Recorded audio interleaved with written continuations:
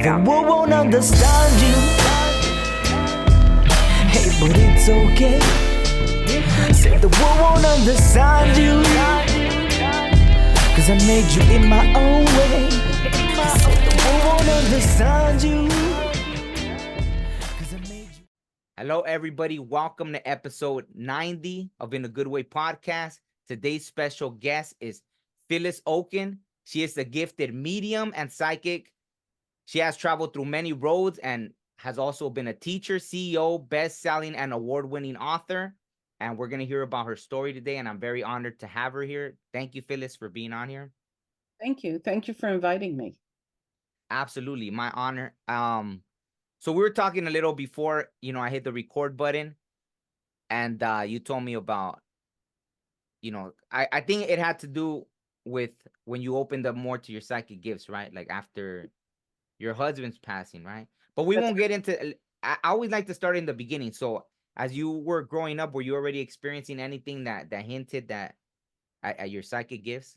Well, the kids used to call me the witch because I would anticipate things. And in business, I would anticipate, we haven't heard from this client, we haven't heard from that client. And then they'd call. So, kind of like in a joke, they'd say, "Oh, mom, you're just a witch." And sometimes I would feel things. And just the story you were talking before about you feel your intuition. Your intuition is located in your gut. And it's sometimes you get a message, but we tend to ignore it. I think that everybody has abilities and skills. When they're young, we hear a lot about young children speaking to spirit, or they have an imaginary friend or whatever.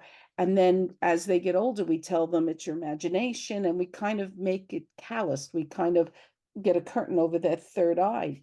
And by the time we're adults, we're so busy with what's going on in our heads that we don't pay attention to the signs, but we're getting them all the time.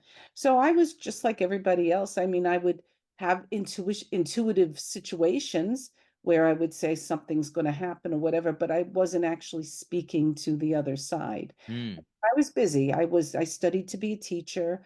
I taught for a year, and then my husband asked me to join him in our business, and I devoted 50 years to that business. We made quite a large business. It's a ground transportation company, chauffeured ground transportation. And we're in multiple cities. Our children work in the business, and I'm currently the CEO. When he passed, when my mom passed away 18 years ago, I started to write, and I became a best-selling author. And I wrote children's books, I wrote adult fiction, and now I write as myself. I wrote under different names, but I write as myself because I do mediumship things and books on mediumship. And then when my husband passed, I started to take courses on mediumship. Within 2 years, I started to do it myself. My son put up a website, and I hung out a shingle, and I do upwards of 40 to 50 readings a month now, and I teach 4 courses. So, Wow, that's amazing. I had heard in an interview you talking about also when your father passed away, did you go to see a medium or? we always went to mediums, Oh, okay. mediums. From the time I was in my 30s, was the first time I went to a medium. And, you walk into a medium one way, like kind of skeptical, or is this real or whatever. And we left totally shocked. And it's like we left in another kind of way. And I said, okay, this is for real. And we started going to mediums because you go to see if is it bull crap or is it real, And back then you have to know there was no internet. They couldn't look things up about you. And really mediums can't look because even if they do look, it's deceiving. They could see you with a picture with somebody and totally interpret it wrong. So you're better off coming in not knowing anything, so you get an honest response from you're not influenced by something you saw. It's always better not to know anything. So I started going, and then after my husband passed, I was going all the time to mediums. And they kept saying to me, you could do this yourself. And one of them said, I'm going to teach you. So I started lessons, and COVID happened. So when that happened, pandemic, we were locked in. I took about 20 different courses. I was just taking course after course with all different teachers. And then when you see it, you can't unsee it. Once you start receiving You talked about that moment for yourself. Once you start receiving, it's like, okay, I'm not doubting anymore. This is for real. You validate it and you say, this is for real. And you can't unsee it. Absolutely. But I guess the only thing is, I'm sure we jumped way ahead, but it's fine. So for me, I guess sometimes that, right? Like I have the feeling like if someone asks me on demand, am I gonna be able to? Because sometimes it has like where someone asked me to see for them, it's taken a few days, and it had to be when I was just in a relaxed state. It happened to me a few times in the shower. I'll be in the shower and then boom, I'll start having like a whole flood of visions, brrrrum, and then I'll even hear, I'll hear names and this and that. So how did you get to that point where, like how you said, you have readings that you do 40 readings a month? So where did you get to that point where you were comfortable with, oh, I already know it's gonna come through, so I'm just Well, I was nervous about that in the beginning. And oddly enough, when I was studying, where did it happen when I'd be getting a manicure, pedicure, or getting my hair washed in the beauty parlor, well, the salon, they call it now. They'd be washing my hair. And that's when you kind of turn off your cognitive mind because you're having like a pleasurable experience. So all of a sudden, when, like you said, when you're in the shower, all of a sudden you start getting the download of messages. It's a simple and that's what I teach in the course. I teach people how to slow what we call the monkey mind. Our minds are addicted to thinking, and all day long they're going like this. Like even when you're not thinking, I'm still glancing at my phone thinking, am I missing this? Or we watch the clock, and now of course we have TikTok. We're constantly on this kind of overload. We don't walk away. This is the single biggest taking our attention away from everything in life. So what happens is that when you actually have those moments where you can slow I always thought that you had to empty your mind. You don't, you can't. It's impossible to empty your mind. So what you have to do is distract your cognitive mind. So when you mm, get your hair washed or you're in the shower, you're distracting your cognitive mind. An exercise that I do, I start my course. The very first course is the very first lesson is automatic writing, because, and you know what automatic writing is, you yes. just write whatever comes to your head. We do a little exercise where we take 3 deep breaths and then just sit down and write. And very often people see messages. I also added another lesson to that where you take your dominant hand, for me it's my right hand, and you write a question with your dominant hand. And then with your non-dominant hand, you write the answer. Oh And wow. yeah, and it's mind blowing because what happens is you're concentrating on writing because it's not natural, that your cognitive mind is actually busy and you'll start to receive messages. So all the exercises that I do, they're all simple exercises, but they're pretty much the same thing of get your mind refocused, where you open it and you receive. We often, everybody's heard of train of thought, right? Mm. Everybody has train of thought, which is like your train of thought. So the cars are your thoughts, but it's what's between the cars that's coming in that belongs to the universe or belongs to, somebody on the other side. So you have to catch those messages. And Mm. the thing is, people have to realize that if it's going to be a long message, that's your imagination. If it's punchy and short, a flash, that's spirit. The other thing is also that I realized as I started to take these courses is that we're receiving in all different ways. We receive Claire, everybody knows Claire, what do you call it? Cognitive, being Yeah, clear clairsentient, clairaudient. that's what I'm saying, that there's all these different Claire, my mind went blank. No worry, no. Yeah, clairvoyant. Clairvoyant is the one everybody knows about clairvoyance, right? Mhm. Clairvoyance. But there's all these other clairs, you know, like you said, claircognizant, which is a clear knowing, clair clairgustient, which is clear tasting. There's one for smelling, there's clairaudient, which is for hearing. So you're getting these things all different ways. Clairvoyance also works that if your eyes are drawn to, I keep a lot of things on my desk. So if all of a sudden my eyes are drawn to a hat, which I have on my desk, in a reading, I'll say to the person, why is your dad talking about a hat? Is the hat important? And then they'll say a story about, oh, we had a fight over what hat to put in the casket for him.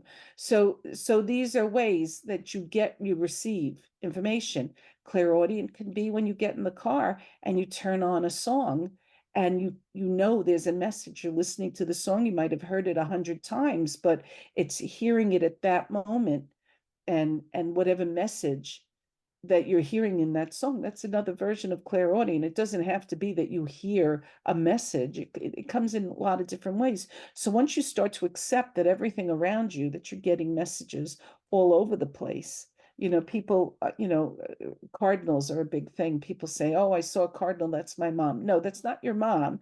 But seeing the cardinal is a message sent by your mom. Mm. Seeing a red feather.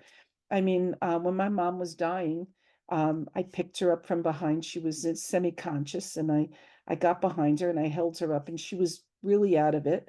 And they had started giving her drops to help her ease her way out. She had lung cancer. And I Mm. said, Mom, we have to know you got there all right. When you get there, send us a feather. I'm going to make it hard, make it a red feather.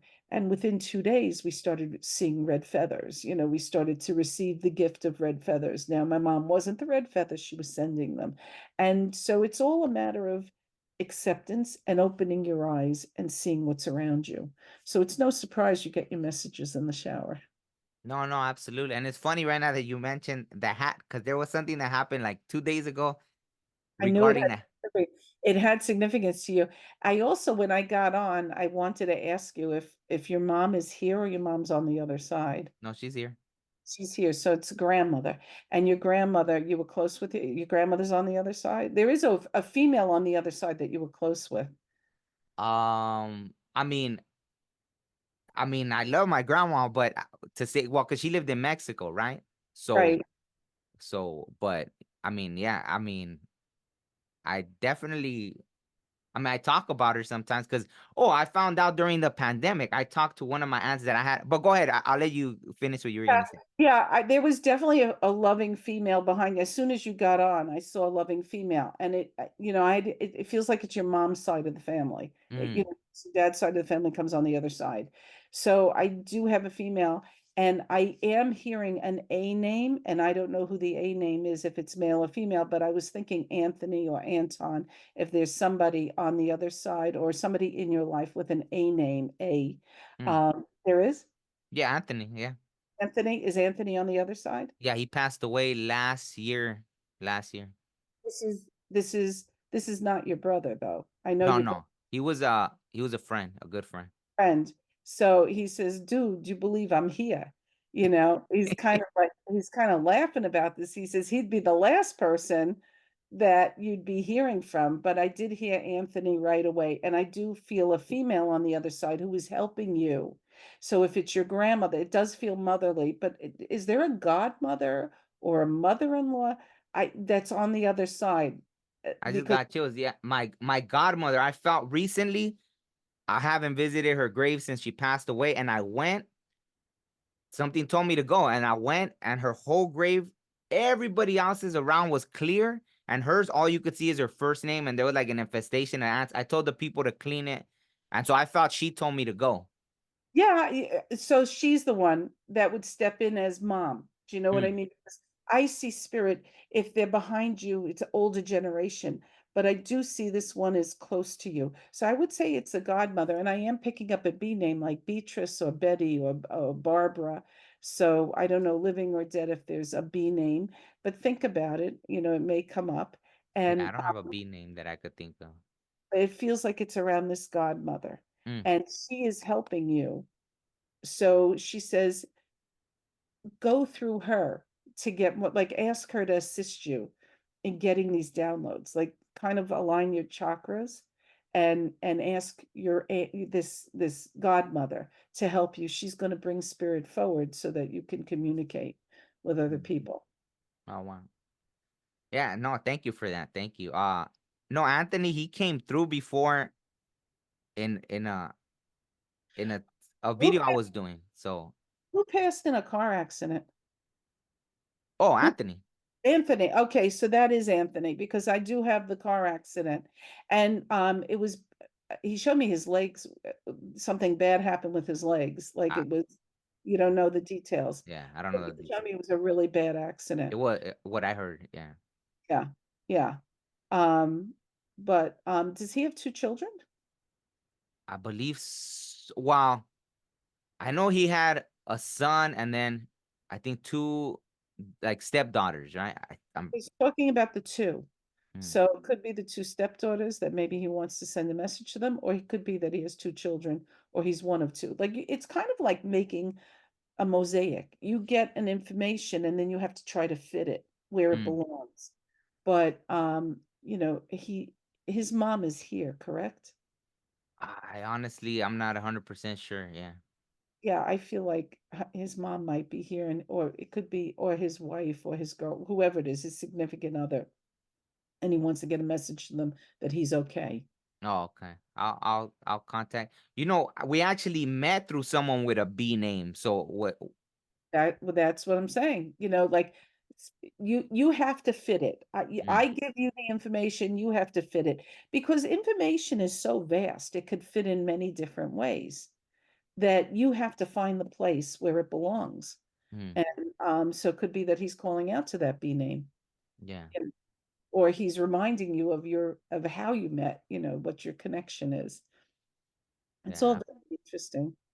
Yeah. Yeah. No, no, but he's came through before, like and he had that very laid back, like he's very like that smiley. He always smile, So, um, and yeah, it was a bad accident. I think he was going home or something. He happened to stop on the freeway, and it was like I think he was trying to fix his car, and then a semi plowed into him or something. So it Because was what like, it's showing me is his legs fly out from oof. under him, which is I don't know, but he's showing me his legs. Like in Mm, other words, that the impact, so I wasn't sure if he was driving or he was hit. mm, But I felt like, you mention whatever when you're getting this information, you tell what you see. mm, Try not to influence it by your own opinion, but you tell what you see. And you see parts of an image. Like I'll see a knee, or I'll see feet, or I'll see whatever it is. Like sometimes I'll hear, like I heard the name Silvio, so I don't know if there's a Silvio in your life, Silvio or Sylvia, but that's an odd name for me to hear. So I don't know if there's a Silvio or Sylvia. I know it's Sylvia, but on this side, Yeah, no, it could be. So maybe somebody's calling out to her from the yeah, other, yeah, she had a you know, brother that passed away, so maybe yeah. I don't know his name or anything though. So, But so that what happens is, for me, the room fills up and they all use me as a conduit to call out to people. They want to let them know that they're okay. mm, So I think for Sylvia, tell her brother is around her and he wants her to know she's not alone. okay. I No, think I'll def. she's going through something right now. What? It's funny because I actually reached out to her, and it looked like because she lives in Mexico, and it looked like someone hacked her phone. So I was like, I don't know how to get a hold of her because I was like, and then when I called, they wouldn't answer, and then they send me one of those weird things that you click on. If you click on it, they're about to hack your phone. So I was like, I just No, let it be. Yeah, yeah, well, you get through Facebook or whatever, just let her know her brother called out to her. absolutely. Does he give a name just in case? Because I don't know his name. Uh-uh. Okay. I'm Uh, also hearing, I don't know if it's related to him, but I'm hearing a T name like Tomas, Timothy, like I'm hearing a T name, Teresa. I'm hearing that T sound. You hear partial, but I'm hearing a T sound. So I don't know where the T sound belongs. Teresa or Tommy or Tomsino. I don't know, but I am hearing a T. on the other side or on this side? I hear it being called, but it could be being called to somebody here, Mm. or it could be somebody from there calling out their name. You just have to kind of place it. So just think about it. I get letters from people after I do a reading where they write me and they go, I didn't take this name and I forgot about my Uncle Carl or whatever it was, like all of a sudden they'll start to come up with things because people come in with a preconceived notion of who they're going to speak to and who they want to hear from. And very often they'll ignore other messages. So you hear the message you're going to hear because that's what you're supposed to hear. I can only deliver what I see, hear, or feel. you know. It's very Absolutely. interesting. No, no, thank you for that. And let me ask, so you opened something up for me because one day someone asked me the same, right? If I could read for them. And it took me a few days the same. I was in the shower. I had to remember everything. It was just a whole list. And I was telling them everything, and everything they were saying, no, no, it doesn't ring a bell. No, no. Okay. Finally, I was like, well, one last thing. And I told them, I guess I was eventually gonna get someone wrong, so it's fine. Um, and then I was like, well, I got this last thing. I keep hearing this song, and they didn't look at by any means like they would listen to this song. And then like 30 minutes, they didn't say anything. So I was like, okay, I guess, man, I got it wrong, you know? And then so 30 minutes later, they call me and they're like, hey, that song's been in my head now for days. I haven't told one person. All of a sudden, they believe me. And then once they were talking to me, everything else did make sense. But they kept telling me, no, no, no. So I was like, so who told me that song? Was it me just listening to their mind, or was it a spirit guide or a spirit that told me the song? You don't read minds. What happens is you're reading between those cards. For Mm, instance, I teach people how to be able to catch the messages. So one of the ways that we do in the level one is by using tools. People use tarot cards, you know. The tarot cards aren't magical. Tarot cards um, get laid out in a certain uh, style or in a certain pattern, and then the intuitive, which is you or me, reads them from there. I wrote a book called 366 Affirmations and Inspirations to Live By. mm. And it helps a lot when I do a reading. And a lot of my students have been using it. So I ask you to pick a number between 1 and 366, and let's see if it's a message for you from the other side. Pick any number, 1 to 366. Okay, done. Okay, what number? Oh, 166. 166. Okay, and let's see if it resonates with you. Okay, 166. This is a message from your godmother. And it said, if I don't understand, I will listen with an open heart. Mm, So I think what she's telling you is if you don't understand how you're getting this information, she still trusts that you're going to listen with an open heart and you're going to get it. Do you mm. understand? Yeah, yeah. And that's how you're learning. So it's really funny, but I did a yoga studio last week and I read all 50 people there just from the book. And each time, whatever I read, it resonated with whatever was going on in their lives. Mm. So people use lots of different tools. They use crystals, they use, hold on, I'll get them, dowsing rods, Oh. you know. And sometimes, like, I teach my students, if you use a dowsing rod, see, I can't turn them, I'm not touching the metal. Oh, okay. You have to find who's helping you. For me, it wasn't my husband. Phaedra, can you point to where David is? She's pointing to where my husband is. Mm. Does Omar have a spirit guide? So that's a yes. You can get dowsing rods on Amazon for like 19.99 and Mm. just play with them. You know, I watched TikTok how people use them. I didn't know how. I would ask Oh. questions until I figured out who was helping me. And this happened to be my grandmother was helping me with the dowsing rods. And I would ask yes and no questions, and I would get answers that kind of built up my confidence in doing this. No. So whether it's tarot or crystals or dowsing rods, or some people use pendulum. Do you Mm. remember when you were a kid and you used a pendulum? Or maybe your mother used a pendulum to say, am I having a boy or a girl? We would use pendulums, we would put it over our wrist when we were in junior high and we did yes and no. I don't particularly like to use a pendulum because I can't hold my hands still completely still. But these, you can influence the way they're moving. Now, a skeptic would say your life force is moving them or whatever, or you're squeezing it a certain way. I don't feel that I'm doing anything different. The only way you know is if you buy them and you try. So if you're feeling that you're developing, this is a great aid. until you feel ready to just do it, like you said, when you feel like it. Absolute. Go ahead, go ahead. I went to a medium the other day who does everything through writing. You give her your information, which is maybe your birth date. I don't really remember. She asks you to write a question, and then she writes a long letter back to you. So there's no right way or wrong way of doing it. So if you need a few days to consider something, that's fine too. You know, Absolutely. Well, that was one of my first ways I started noticing, like, wait, what is this? Because, you know, I've written, over 1,000 songs in my time, right? And I would write songs that would then come true. And I was like, oh, wait, what just happened? Like, sometimes 7 years later, 10 years later, sometimes kind of soon, right? Within a few years. But I noticed that. And so that was one of my first things that I noticed, that, hey, I can't discredit it because here it is. I wrote it down. And but now it's happening. that's what I call automatic writing. Mm, Like I said, that's my very first lesson. Automatic writing is you sit down and just write. And where are you getting this information from?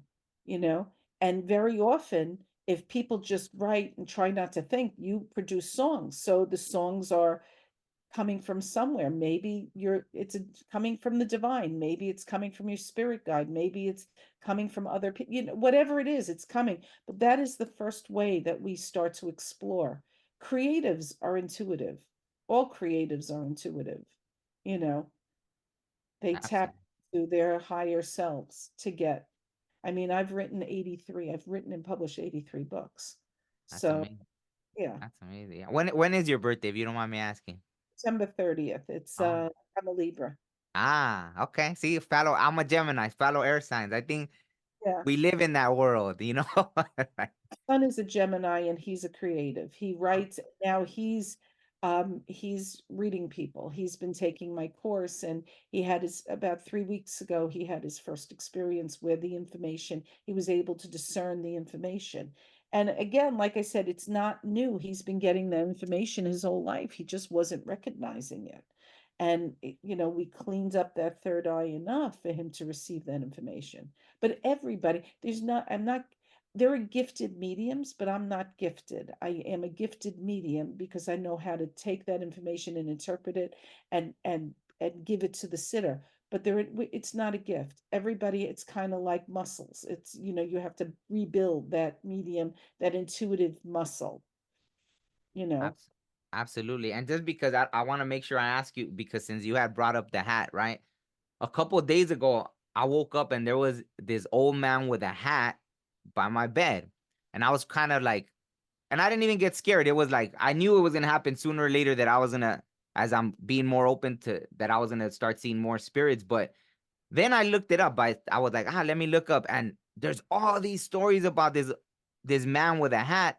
But to me, I saw him clearly. Usually, like everyone that talks about this story of this man with a hat, that he's like a shadowy figure. But to me, it was very clear, and he had a serious look on his face, like he was here for a reason, right? But I have an idea of what the message was, but I didn't really, because some people even compared him to, like, oh, almost like a Grim Reaper type figure. But no, that's not what I got. But he did have a serious look, like there was some kind of business, and he was just looking at me, and then he had that hat like the same way, but he was in a shadow to me. So would you have any idea what that was about? I would assume that it's an ancestor of yours Mm, that's letting you know that you're not alone and that you've got people behind you, mm, spirits behind you that are going to help.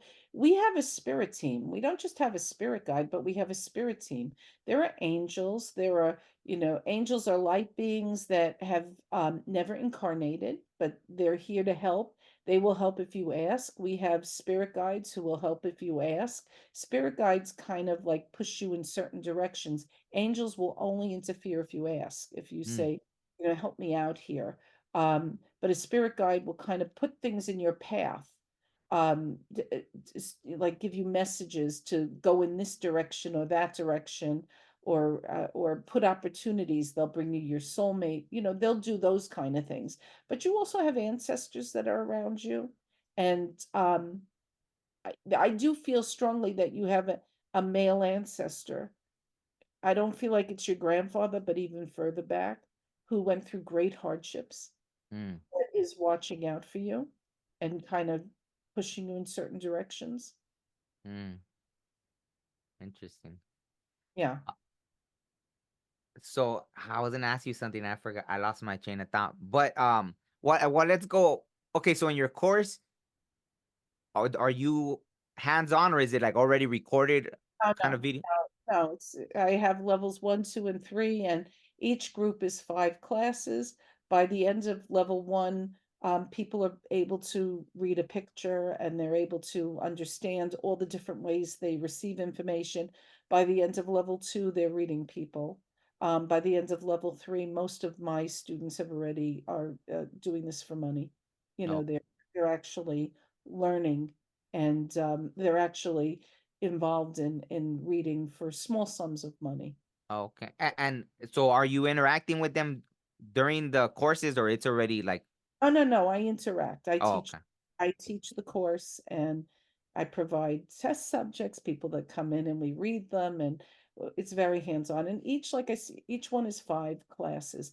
And once a person takes my class, they can continue to take that same class until, like, I have students that have completed all 3 levels that will sit in on a level 1 or a level 2 just to, because it opens up in layers. You may not realize it at the time, but by the time you fit, you go, wait a second, I want to explore that. And you go back and you listen to it. So many of them. And what happened was, after level 3, they wanted me to do another. And I said, no, I've taught you everything. And they said, well, we don't want to say goodbye yet. So I set up a Patreon, which meets the first Wednesday of every month. And it's an hour. And like this Wednesday, I can't be there. I won't, I have another commitment, but I have someone who's going to run it. But what I'm doing is I'm bringing in a pet communicator, Mm, and and she will talk about pet communication to, there's, I think we have 25, 28 people in this thing. And they're going to explore pet communication. Maybe they've taken my course and maybe they belong in pet communication. Maybe they're in a health, I have a health intuitive coming, I have a numerologist coming.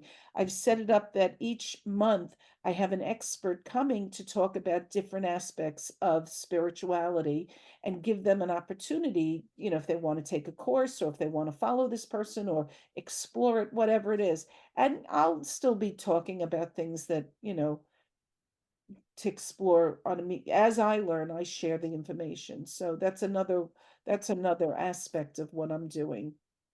oh wow.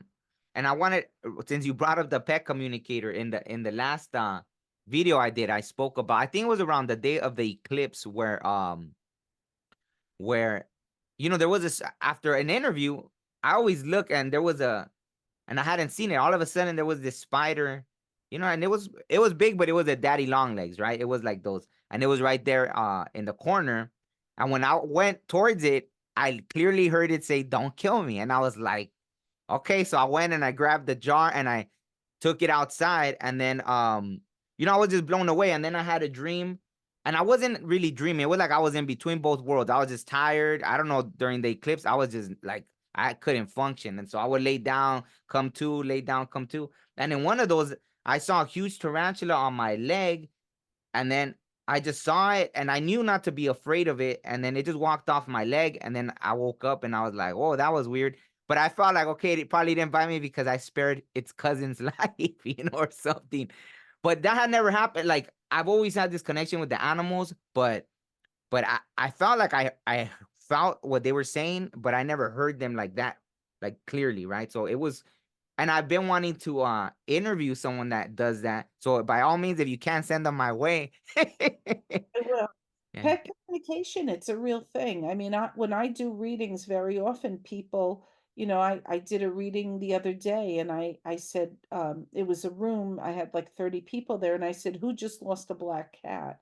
Meaning that the cat passed. Mm, And the girl raised her hand, and I said the name of the cat. It wasn't exactly the name, but it was close. Like if it was Cookie, it was Corey or whatever, but I got the sound of the name, and how the cat died, and that the cat was thanking her for taking care of him during the last stages of his life. So mm, very often, I'll get a message from an animal, you know, dog, cat, bird, turtle. I've mm, gotten messages. I've connected. So, but there are people who specialize in animal communication. And I want to expose my students to all those things because you don't know where your specialty is going to be, you know. Um, so it's interesting. It opens up a whole new world.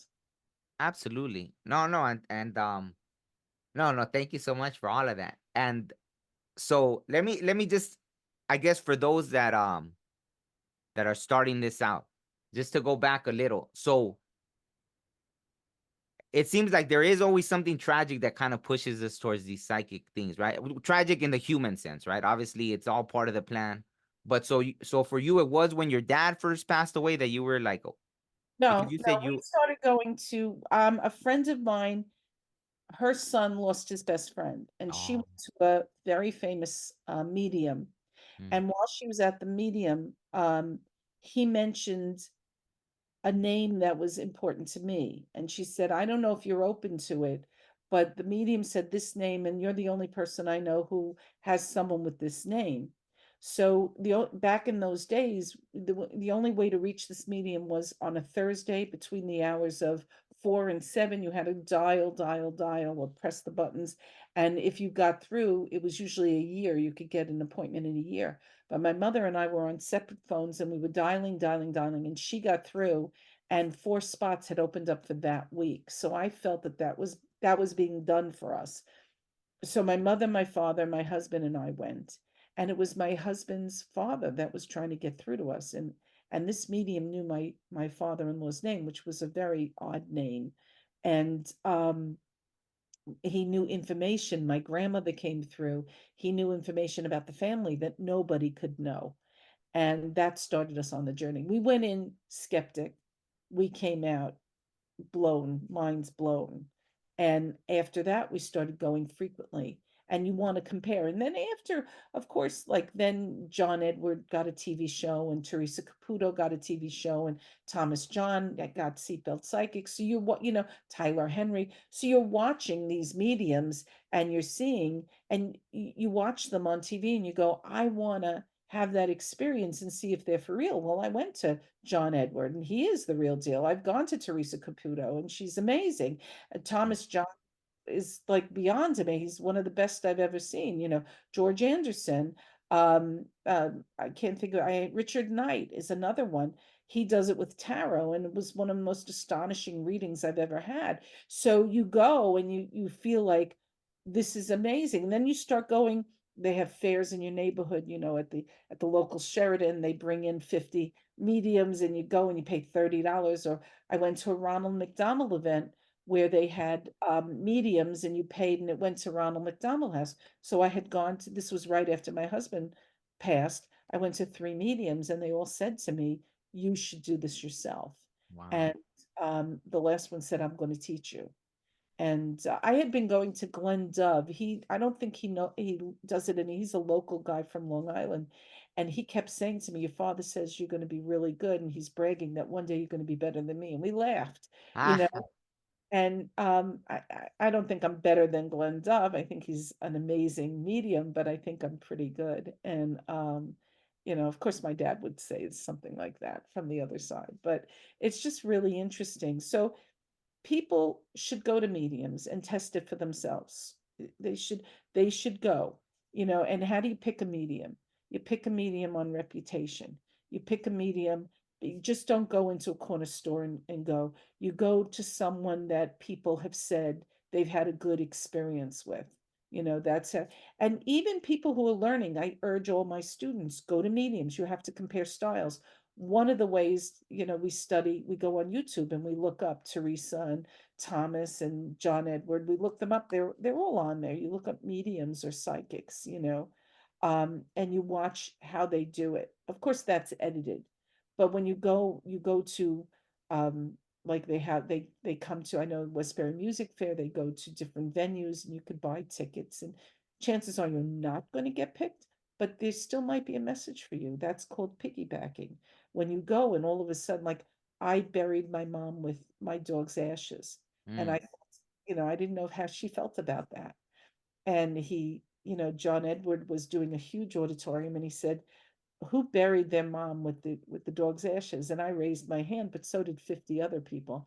So I knew I was getting a message from my mom that she was aware of it and she's okay with it, because that's what he told the other woman. That's called piggybacking. So you may not get a message, but you'll get a message by default. Mm, So it's even watching TV, sometimes I'll start to cry because I feel that, Teresa might be saying a message to somebody, but it resonates with me. So spirit finds a way to get you your message. Um, but it's an amazing thing to explore. Now, a lot of religions feel that it's not, the right thing to do. And I understand that. People, I don't want anyone to do something that they're not comfortable with. But I was at a doctor's office yesterday, and I saw a necklace, and her mom said to me, talk about the necklace. And I said to her, um, Marina is telling me to talk about the necklace. And she stopped and she said, how did you know that name? And I said, I explained I'm a medium, and if she wanted me to stop, I would. But, this is your mom, and your mom is passed. And she said, yes. And I proceeded to give her the message that her mom wanted her to have. And it was really, she said, I'm very religious, and this doesn't, but she said, I want to thank you anyway. And I knew to ask her if she wanted to hear it, because you don't want to push a message on someone that doesn't want to hear it. Like, you have to ask, do you want to hear what I'm hearing, or just leave it? And she said, yes, I want to hear it. And I think it was mm, special because I got her mother's name, which was astonishing for me. Like every time that happens, it's like, wow, how did I pick that name out of a hat? You know? yeah. Yeah, no, So and that's happened to me. Like, something came through for a native woman, right, that I was talking to. And it was a name that I was like, there is no way she's gonna know someone by that name. And sure enough, I told her the name, and it was someone and I was like, wow. yeah. And when I said Anthony, like that was the last name that I expected to say this morning, and yet here it is. Yeah. So, yeah, if you're hearing things, go with it. Start by automatic writing. Just, you know, and I think the biggest thing is confidence, the level of, and that's what I teach in my course. Like a lot of the people in my class, they come in, they're timid, and they're afraid. They're afraid that if they say something, they're going to look stupid, or they're afraid that people are going to make fun of them or whatever. And it's a safe zone, and that's what people, I think, enjoy best about the class, is that there's no judging, and there's no comparing, and everybody's got it. It's just a matter of, like, kind of scratching that surface to get to and even if they don't, they're enjoying watching other people grow. So we have a lot of fun. We really enjoy it, and we have a lot of fun, and there's a lot of self-awareness and self-discovery. So it's been a journey, and it's really rewarding. Mm. No, and thank you so much for even that, right? Providing a space, because that's what I wanted to do ultimately with the podcast, right? I was like, since I've experienced so many things, it's like I can never look at someone like they're crazy, right? Because I've already experienced all these things. And just to touch on this real quick, like since you mentioned religions, like yesterday I was driving, and for some reason my station was on this I guess religious radio station, and they'd had a whole thing, and they were just so like vicious about, like, I guess the alien thing, right? Like these other things. And I've been visited by beings and all this stuff. So, but to them it was like it's demons and this and that. But they were so hardcore about it. It's almost scary. It's like, how would you even like go ahead, I'm go ahead. not I'm not afraid of those things, and you have to have faith that the universe is not going to hurt you. And I think the biggest thing about doing this is finding faith. Hmm, They're using faith as a fear tool. So I think, how could we be afraid of knowledge if knowledge is coming from the ultimate source? You could call it God, you could call it the universe, whatever you want to call it. If it's coming from that singular source, how could it be bad for you? Enlightenment has to be good. And what happens, I believe in religion. I follow my own religion. I respect all religions. But the thing is, if a religion tells you this is forbidden, don't do that, um, why? You Mm, know, I have to question why. You know, one of the pivotal books I read in my life was The Source by James Michener, and mm, I read it 45 years ago when I was pregnant with my son. I read it that summer. It's a big, thick book, and it changed my life. So this has been a journey that has happened my entire life, right? And in this book, it's they find artifacts. It's archaeologists that are going down layers, and with each layer, they find an artifact, like a what do you call it, a statue or whatever, and they assign religious significance to it, and they tell the story about the statue, and it might have been a common object in a house, but man makes it like even the tarot cards were a plain old playing deck.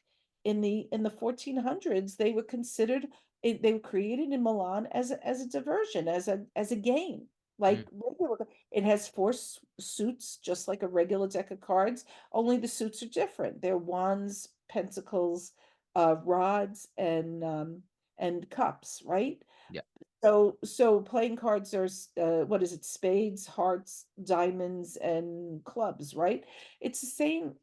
It's the same concept. It wasn't until the 1700s that a French guy, I can't pronounce his name, but I have it on my website somewhere, decided to assign meaning to them. But he assigned the meaning. It didn't have to be there. And then it's really the person who's reading the cards assigns can divine what's going on, but they're using their intuition, not the cards. The cards are just laying out, and it's applied to the person's life, but the cards have no power. But yet, a religion might say they're evil. They're not evil. What could be evil about something that was created by the universe? I don't think there's any evil. Mm. I think man creates evil. No, Well, that makes sense. No, and that's just like that's what I meant was I wasn't afraid at all of the alien thing. They were the ones that were like, because of that anger and that hate, it's scary because what do people do when they have that energy, right? Like they're so afraid and angry towards it that's the scary thing. I was like, wow, they just and it's that there's a blockage there. There's like no, seeing past it. if you go towards light and love, you're going the way I think that you're supposed to go, and that's it.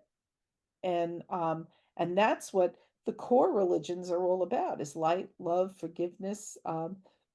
When you think about it, it's that man put these certain rules in that kind of, to suit his needs, man, woman, whatever you want to say. I'm not blaming men. I'm just saying that um but people put the rules in because they're afraid of, look, in the old days, witches were women who delivered babies. They were cunning women, because they used herbs, but that was the way they healed. but Mm, but religion assigned, they didn't want, I guess, them to have an influence on them. They want you believing whatever it is, the dogma that they believe. And I think religion shouldn't close. I think religion's supposed to open us to everything. There's something good in every religion, and I think we should be open to all dogmas. Think about it, but create what suits your needs. But the minute there's kind of like this negativity associated, I push it away. I don't want any part of it. mm, absolutely. That makes perfect sense. No, I don't want to take up too much of your time. I feel like we hit everything really quickly, Yeah. but no, I definitely want to I would love to have you back and hear more story. I'm sure you have tons of stories also about your books. So your books are still out there. They're Yeah, well, this book, people are, I see on Facebook, they're sending me that they've been reading it. They keep it by their bed, and they just open it to any page. For instance, I just opened it to a page. I said, give me a page for Omar, and it says, I will not stay in the dark. Like, why did I open to that page? I didn't plan that. So I think that's your message. You will not stay in the dark. And that matches what the other message was. So people keep it, and they've been using it. I see on Facebook, they send me, this was my message today, and it really helped get me through the day. So there's that. I've written This is a book I wrote called Grady Will and the Templeton Codex, and Mm, it's an adventure book. You know, it's a young adult, but I think a lot of adults like it, and it's about children with challenges. This boy, Arush, has autism, and Grady has asthma. And what this does, this book, I wrote it before I started my journey in mediumship, but what this book is about these children who are kind of thrown away by society. They have no place, and yet they get accepted to a superhero high school, and mm, they learn in this high school that their challenges are actually their superpowers, and it helps them overcome challenges in life. And it's right now there's a script floating around Hollywood. Hopefully it's going to be turned into a movie. I wow. have a series of, I write that as Carol P. Roman, Carole P. Roman. But I have a series of books, if parents are interested, called If You Were Me and Lived In, and it takes children to cultures all over the world and tells them what their name would be, what they would call their parents. And I have the same series set in different time periods through history. So Wow. I have a wide variety of um of books out there. There's Oh Susanna, which is a story for, young girls. I wrote it because I knew a mother who was heaping too much on herself and setting a poor example for her daughter, that she can't say no. She had to keep taking responsibilities. And until, like, well, with Susanna, her knapsack explodes and she realizes you have to share we can't just keep saying, I can do this, I can do it, I can do it. You have to sometimes share your burdens. So I write whatever I'm feeling at the moment. And then I write that as Carol P. Roman. As Brit London, Britlundен, Brit London, I write horror, paranormal. So there's some fun stuff there. But there's always meaning in my stories. And I always hope that people walk away saying, oh, I feel better for reading that. Absolutely. And you've written over 80 books, right? 80 books I've written and published. One of my books was it outsold every book on Amazon for 2 months. Wow. It's a joke book for children, and it's still a bestseller. I've written 3 joke books, and my last joke book, I took the Oh Susanna story and put it in there, and it's a story about how humor can be used against people, that you have to learn that humor is meant to enhance life, not make a joke out of somebody. Mm, So, I like to feel that people are wealthier and richer for reading my books emotionally and spiritually. And I wrote a series, Captain No Beard, which is about using your imagination for children. So I write a lot of books, and it's just another outlet. And I wonder if it's coming from a source outside of me, because it's really diverse. I have no idea how I thought of all these things. yeah, yeah. So you wouldn't consider that like a gift? I think that I work very hard for all of my things, so I don't see them as a gift. Okay. When I write a book, I wrote this book in 3 weeks, and I really was very dedicated to getting the message out. And so it came out in 3 weeks, and then it took 3 months to polish it, to Mm, get it to the point. First I write, and then I worry about how it sounds or making it coherent or whatever. And it took a lot of work. Um, but yet people read it and they'll say to me, that book helped me get through a very tough time in my life. That book gave my son or daughter confidence to realize that there's not something wrong with them. That, so if I feel that it did good, it was worth it. But I don't think anything's, I work hard for everything I have, everything I've done. I had my own learning disabilities. Um, I couldn't tie my shoes till I was 18, and I couldn't tell time till I was 28 years old. So I wow. had my own challenges, and I have a granddaughter who has learning challenges. So I pretty much wrote that book to give her what I feel is encouragement and hope. My son had learning disabilities, and he's now COO of our company. Mm. So, you know, No, no, that makes sense. And that's funny because I should have known better than to ask that, because even me, I've never liked when someone tells me, "Oh, you're lucky" or something. And to me, it's like I've worked, yeah, I worked really hard to do what I do. that's right. Nothing fell in your lap. You Yeah. had your circumstances could be different. People have other challenges, but you had to go through whatever you had to go through to get nothing just like everybody, even that girl who looks gorgeous, that it's just effortless, that her hair is, that's work. She has to concentrate, she has to get her hair straightened, she has to, whatever it is that she has to do, or she's spending an hour putting on makeup, whatever it is, that's what floats her boat. I'm not commenting on, nothing is a gift. We work for everything. People want muscles, they want that ab. I have a 1-pack, other people have, an 8-pack. So they work to keep that. And then you go and you eat a bunch of Easter eggs or whatever, and Easter candy, and that 8-pack is looking a little bit softened. You still have to work to get nothing comes. Even learning how to drive. We had to learn how to drive. We had to, everybody has things that nothing is just handed to people. If you're the child of rich parents and you say, oh, they just had it handed, no, they had to adhere whatever the rules are. They had to perform a certain way. Nothing is ever handed to people. Everybody comes here. Earth is the hardest school, and whatever it is that your goal is, everybody's working toward it. Absolutely. My son says even someone who's like supremely overweight, that's work to get to that point. And do you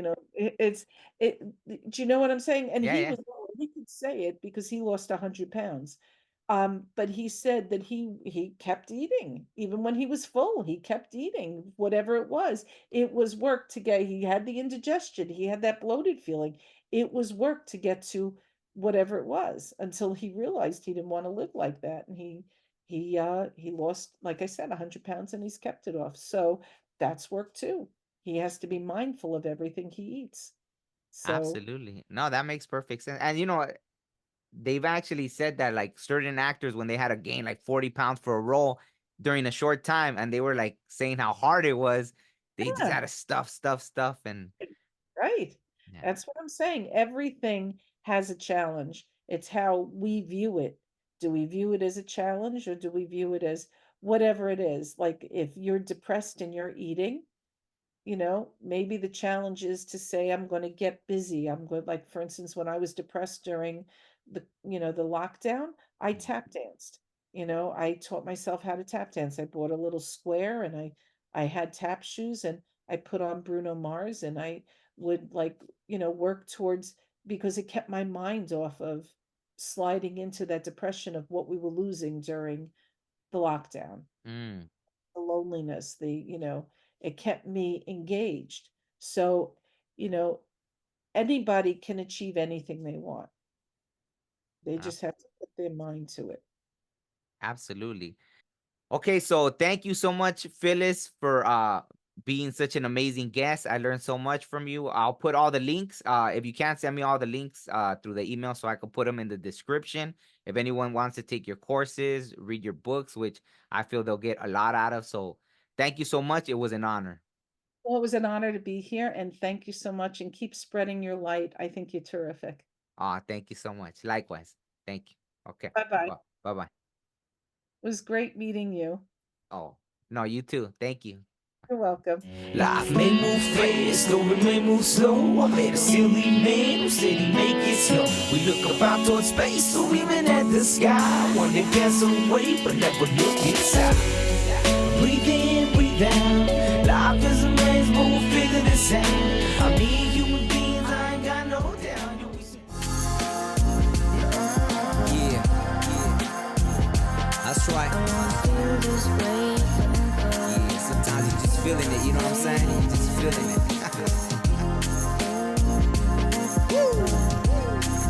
And I wanna feel this way forever.